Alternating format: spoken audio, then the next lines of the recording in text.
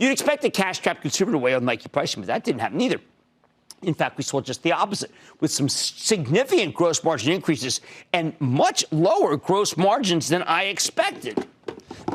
Excuse me, almost had to drink some Pepto-Bismol, but for the first time in this week, my stomach didn't hurt.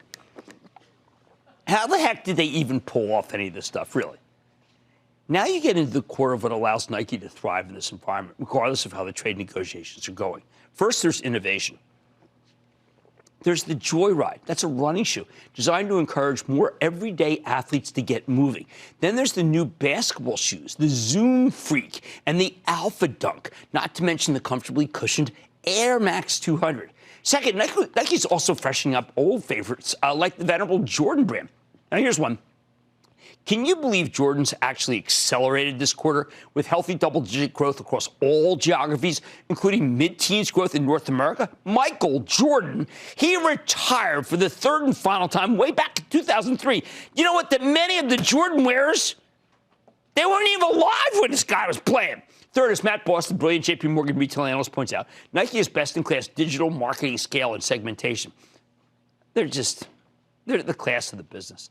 Oh, on the conference call, we saw how each of these pays off. Nike's killing it in digital. It's up 42%. They're making more money selling direct to the consumer than they do selling to wholesalers. Their inventories are lean with just enough product to sate Chinese demand on Singles Day, my favorite holiday. That's on November 11th, where for no reason whatsoever, you buy things for people. Nike's biggest inventory problem, they don't have enough markdown merchandise to fill their factory outlet stores. High-quality problem. When it comes to knowing their customer, Nike recently bought a little company called Select, which they mentioned several times on the call. Here's how the CFO, Andrew Campion, explained it.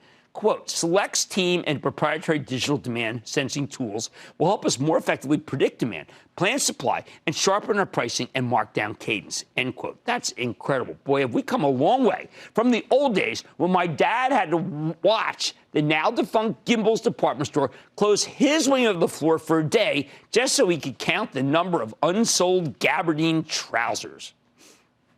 Frankly, Nike's got so much going for it here that I don't have the time to list all the positives. I got a whole lot of the rest of the show to do. But here's how Campion sums it up.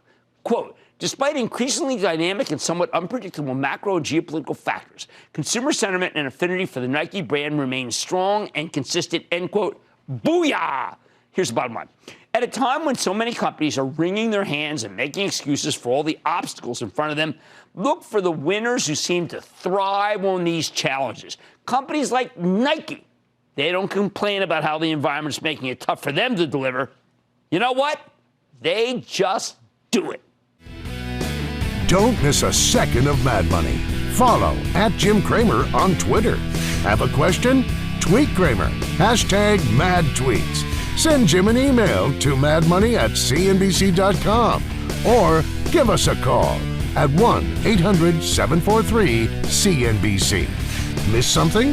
Head to madmoney.cnbc.com.